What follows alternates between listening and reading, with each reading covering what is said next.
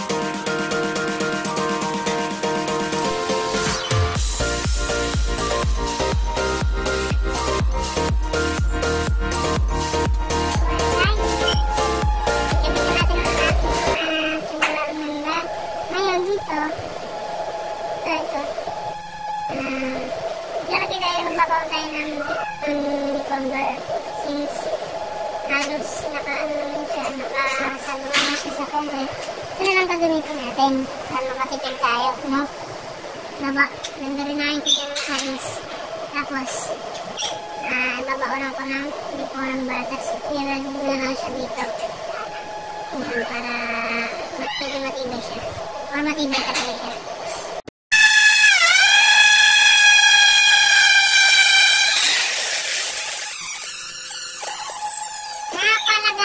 Gagamitin natin na pangbutas number 6 tapos yung baka number 8 para pagka hinaan natin ng skip, ha?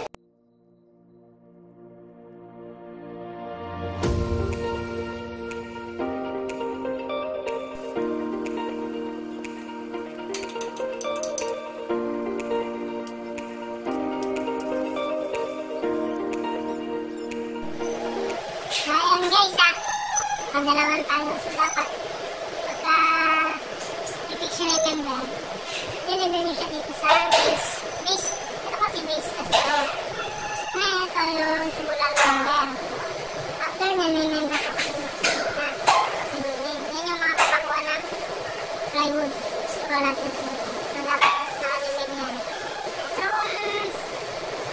sulit talaga na pwede nyo nang gamitan ng tansik ngayon nyo siya para kinakayo ang maganda ng presensya. Ngayon nyo yung tip sa tulog para gusto nyo yung pagkaan sa lumahaba. Marami sa orang mahaba yung paramitin nyo. Kung malaki, gamit kayo yung tansik. Pero kung maliit, okay na ito. Ganun.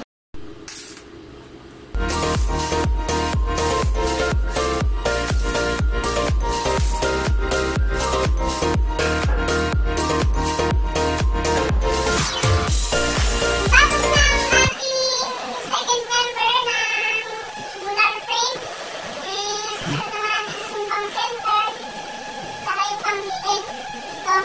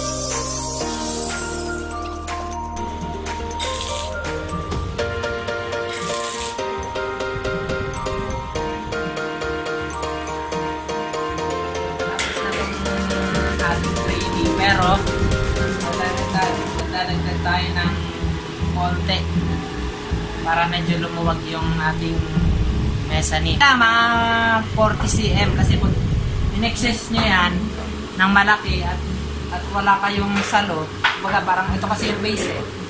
So papakapit din natin dyan. So hindi kayo pwede mag-excess dito ng malaki kasi pag may tumungkong na tao dyan, babagsak yan. Kasi ito, temporary lang to. Nilagay ko lang itong race para saluin siya. Ngayon, kapag nalagay ko na to, tapos lagyan na ng mga member, tapos na-full weld na, tsaka ko ito alisin. So, kaya makitid lang siya para pasok pa rin siya dun sa tibay.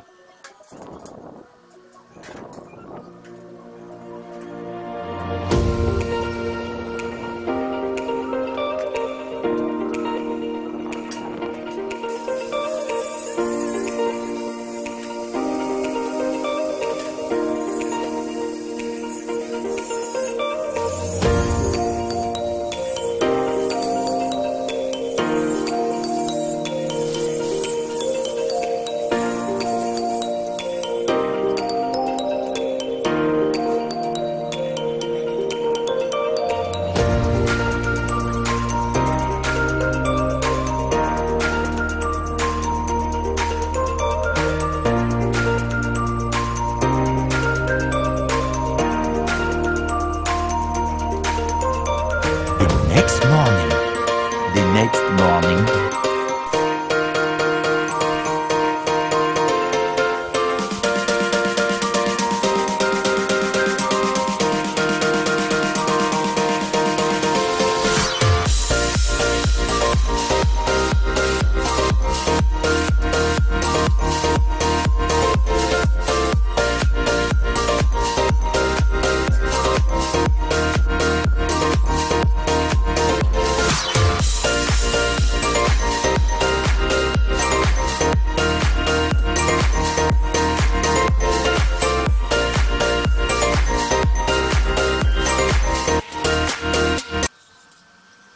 Kape tayo.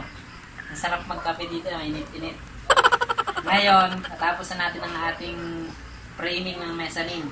Lalagay na natin yung itong 3/4 na plywood. So, ilalapag lang natin siya, tapos kakat natin yung mga excess. Pero ang gagawin ko sa akin, itong edge, natapat ko siya dito. Yan. Para yung korte nito makuha na natin kasi ito kailangan natin ito buo, punta siya dito para kumbaga yung pwersa na ito masalo na itong plywood, masang buo siya. Nanatching po ito dito parang ganito. Yan. Yung area dito nanatching ko dito para yan ang papantay natin dyan na guys. Tapos yung mga kulang yun na lang yung mga siroon natin. So umpisa na natin.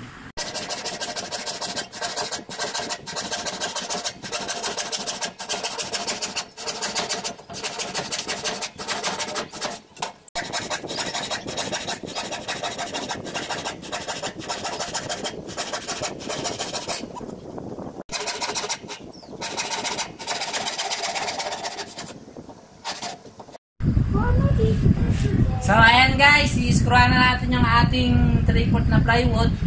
So mapapansin nyo, hindi ko na pinarimer. Okay lang yan kasi galvanized naman yan. So yung nasa ilalim na lang yung ating pipinturahan sa susunod pang mga araw. So screwan na natin to ha. black screw. Ang i-screw natin is black screw na mayroong sariling talim. Ang tawag dito ay self-drilling screw. No? Yung mga ganyang screw na tutunan ko yun sa past company ko. So, umpisa na natin guys. Yan! Pag in-screwan nyo guys, siguraduhin nyo medyo nakalubog yung ulo para pagka minasilyan yan, matatakpan, no? Okay.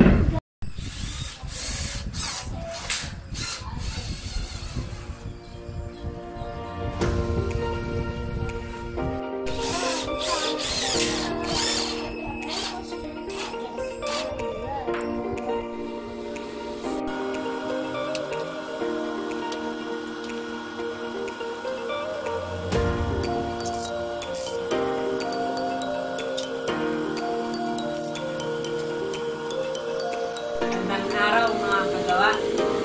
Ngayong araw,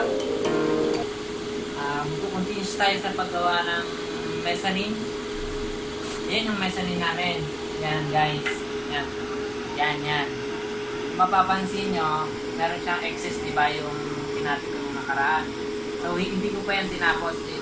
Iniwan ko muna siya dyan kasi gagawin natin itong stair kasi ito yung madugo. So, yan. Itong stair. Pakita mo yung stair. Yan, ito, stair to guys. Yan, gumagawa ako ng base na pag-uupuan ng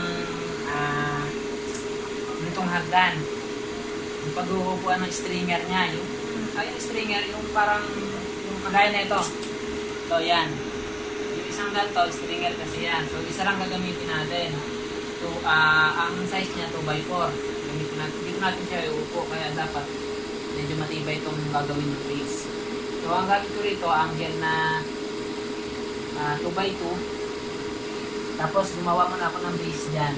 Kinongkrete na-dynabolt ko yan ng 6. Pinakapit ko dito kasi pagka natapos ito, para siyang nakalutang na yung step niya, parang nakalutang. So, binolt ko siya ng number 12 na dynabolt, 6 na piraso. So, 3 sa taas, 2 sa baba, tapos isa sa gitna. Para yung tension ng bigat, kahit na medyo padabog yung baba, okay na ito. Hindi ito masyadong mapupersa. So, tuloy na natin ito guys.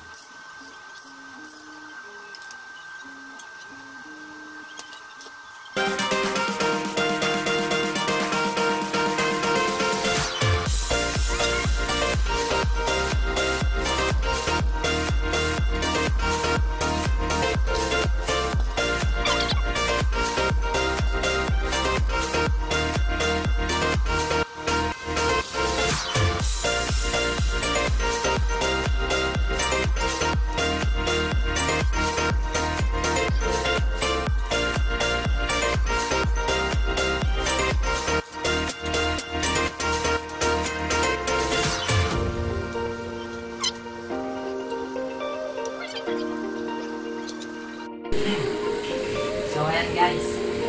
Nalagay na natin yung stringer. Ito yung stringer. So, ngayon, lalagay natin yung mga step. Yung mga step. Kumbaga, ito yung riser at saka thread. No? Yung riser at thread ng hagi-hagi is magkasama na. So, nung pinakita siya guys, kaya isang buong angle to. Tapos, nag-groove ako dun, kumbaga nag-matching lang ako ng 90 degree. So, nung pagka 90 degree niya, pinano ko siya dito rin actual, kasi ginuhitan ko dito. Ginuhitan ko dyan. Ginuhitan ko dito tsaka dito para nakuha niyo yung slant ng hagdan. I-actual nyo lang ito guys pagka gagawin nyo na itong pagkakapitan ng step. Ito kasi pagkakapitan ng step eh. Dito natin lalagay ito. So yung kaya nagawa ko to kasi nag-layout na ako dyan sa pader. So kung sa mga bago pa lang nagawa, para makashoot tayo na eksakto yung step nyo. Halimbawa, maliit yung area nyo. So ito kasi dinaya na namin to, wala na to sa standard. Mag-drawing kayo sa pader. Yan, tapos sukatin nyo yan. Yung thread at saka riser nung magiging step nyo. Kung nakuha nyo na yun, ibato nyo siya sa puputuloy ng angle bar o tubular, bahala kayo ang gagamitin nyo. So ito, yung mga yan, fabricated na siya. Pag na-angle ko na siya, kakabit na lang natin. So, ganun, parang mas maano yung process na gano'n, mas mabilis. Para kapag tapos nyo lang yan, i-90 degree, kakabit na lang natin isa-isa, no? So, yan yung pinakamabilis na process. Kesa yung iba kasi ang ginagawa, putol ng maliit, lalagay isa, putol ulit maliit, lagay isa. Mas maganda kung naka-ready na yung riser at thread nyo para kakasan nyo na lang. So, ito, i-sure nyo lang ito na 45 degree, 90 degree. Wala. Yan. Sure nyo lang siya na 90 degree para pag salpak nyo rito, kumbaga, halimbawa na ilagay nyo na itong isa, lagyan na lang kayo, susundan nyo na lang hanggang makarating kayo sa baba.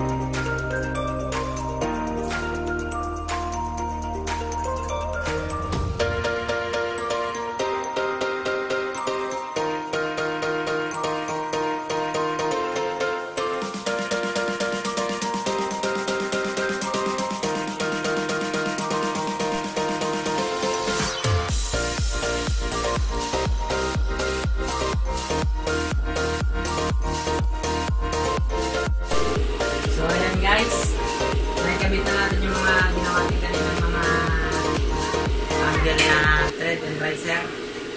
Kung mapapansin nyo, nababa na siya. Ngayon nilalagyan natin ito na angle dito. Ito yung pinaka-ano niya. Yung parang pinaka-step niya na. Napag-lapagan ng plywood. So yung brush yan, sukatan lang natin yan. Sukatan lang. Ilan yung actual na ito guys ha. Depende ito sa kasi mga word minsan di pantay-pantay. So every step, so sukatin natin. Yung ginagawa ko, susukatin, tapos susukatin nyo to, no? Sukatin nyo yan, ilan.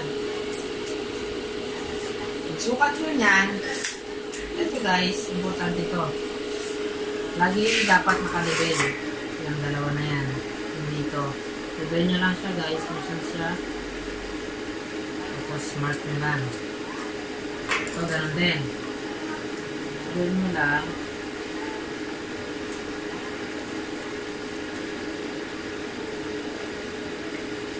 Smart nyo lang. Tapos, ikalagay nyo lang guys. Yan na. Ibigitan natin. So, ito yun. Ayan, sikip.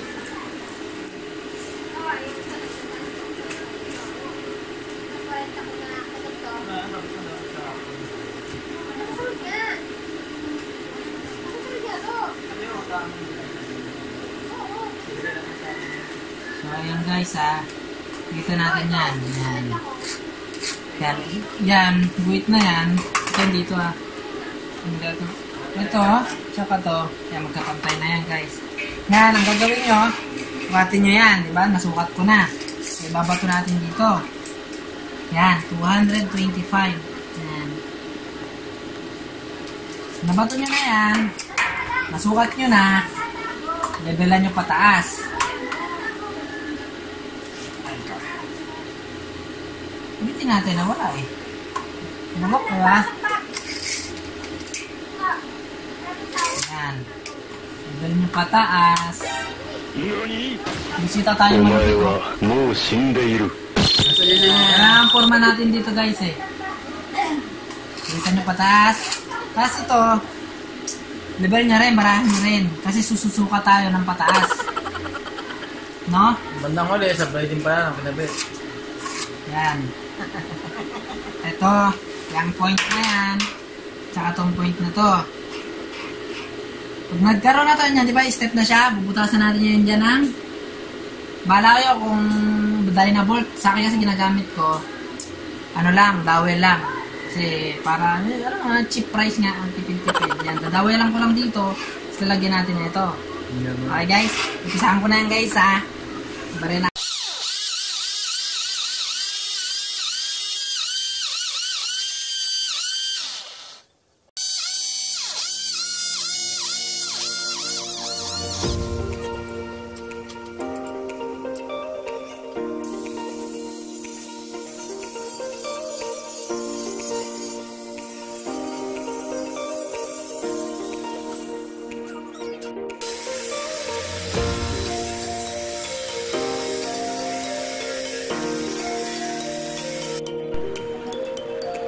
Hello guys! Gandang araw! So ayan, makikita nyo, continuous tayo sa ating mezzanine and stair natin ginagawa. So makikita nyo, itong stair natin is meron ng mga plywood. 1/2 lang yung kinabit ko, 1/2. Ordinary lang ito na plywood. 1/2, tapos in-screw ko siya dun sa frame na ginawa natin, yung step. In-screw siya ng 4. So bakit 1/2? Pwede na kayong gumamit ng 3/4 dito. So, kasi medyo nagtitipid ang may-ari, ang nanay ko, medyo nagtitipid. So, ayan guys. Tapos na ang ating hagdanan. Naikabit. Hindi pa pala siya tapos, no? So, tapos na yung pinaka-kapatungan ng 3/4. So, ang nangyari kasi, ito, di ko na-videoan to guys, no? Dahil nalobat yung phone natin. Kaya, pero ang nangyari naman dito guys, itong 1/2 na plywood is putulin nyo siya sa prepare nyo na sukat para dun sa hagdan. So mapapansin nyo, nakalagpas siya dito tsaka dito. Ang purpose niya guys, kung makikita nyo yung mga stair, diba, yung mga hagdanan, meron talaga siyang tinatawag na nosing dito para, ano yan eh, hindi ko alam masyado yung engineering term, pero para pag gumapa ka dito, hindi babangga yung paa mo doon. Di ba may mga saradong hagdan na ganito? So parang yun ang purpose niya. Ngayon, ito, naka-offset siya ng 2 cm. Yung 1/2 na to. Ito, in-screw ko to ng 4 sa ibabaw. In-screw ko yan. So malambot pa kasi yan guys, malambot pa. Ang gagawin natin, naka-fix na siya ng screw. Ito, yung 3/4. Tinatapos ko ng 3/4, ilalagay natin yung dito. Yan. Didikitan natin yan ng stick wheel o wood glue. Kayo ba, bahala na kayo kung gagamitin yung Pioneer o kung ano man wood glue. Bahala na kayo doon. So, pagkatikit natin yan, papakuhaan ko siya dito ng uno na pako. Pakuhaan nyo siya dyan. So, yung nabili namin is 1.5. 1 and 1/2. So, pagka pinako siya, lagpas. Siguro puputulin ko na lang. Pero ang gagamitin nyo guys, kapag isang 1/2 at isang 3/4 kung ginamit ng plywood, ang gamitin nyo na pako, yung mga di-uno lang. Ang purpose lang naman kasi nito is parang stopper lang siya. Ang magdidikit sa kanya, yung ano talaga, yung stick wheel. So, yan. Pagka naikabitan natin yan, nalagyan natin lahat. Then, parang after nyan, lalagyan pa ng liston dito guys eh. Lalagyan natin ng liston para makover yung ply ng plywood, no? Para hindi siya matuklap na gano'n. So pagkalagay ng liston, gano'n din, hindi dikit na stick wheel. Bibidyo din natin yan sa susunod, yung paggawa ng liston. So, umpisa natin guys, no? Let's go!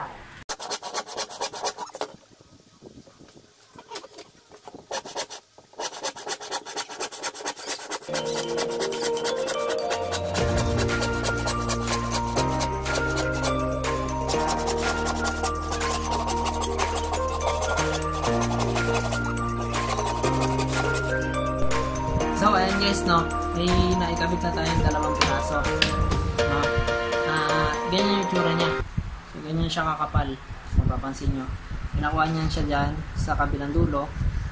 Kasama na namin kung gano'ng karami yung pako na ilalagay nyo. Pwede rin i-screw kung gusto nyo i-screw, no? So kasi itong pako, para maliit yung ano niya, yung mamasilyahan lang, no? Para hindi halata. So yan, nakita nyo, ano na. Make sure nyo lang na pantay ang dalawa. Para pag nilagay siya ng liston is para siyang buo. Kasi yan ang purpose niya, para siyang buo. Para siyang isang solid na kahoy. Kasi medyo mahal dito sa amin yung mga solid na kahoy, kaya plywood lang yung ginamit natin, no? So ayan guys, makapapansin nyo din, mas maliit to. Kasi itong stair, kulang siya sa sukat. So dinaya na lang namin yung step niyan. Mapapansin nyo mataas yan.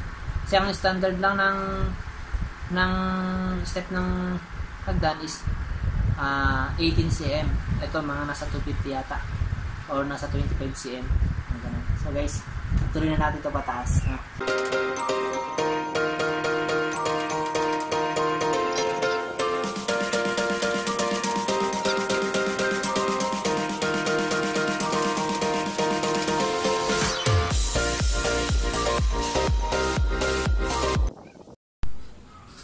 So ayan guys, no.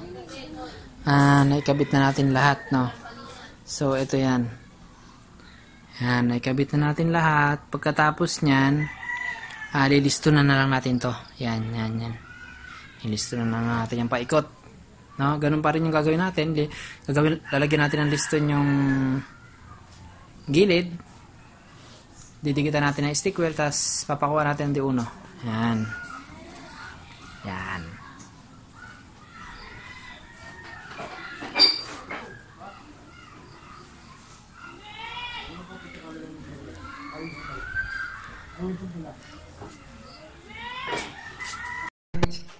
So, ayan guys, tapos ng ating stair at mezzanine. Yan po, yan. Alagyan na lang natin yan ng liston. Tapos itong mezzanine natin, ipinish na lang po yan ng pintor. Malupit na pintor, yan. Yan, nilinis na po ng ating mother. Yan. Yan po. Nag-enjoy kayo sa ating munting vlog. Sa susunod, i-vlog naman natin yung kung paano siya i-finish. Parang ito, varnish to. Iba-varnish to ng aking itay. At itong stair, combination siya ng paint at varnish. Yan po. Maraming salamat!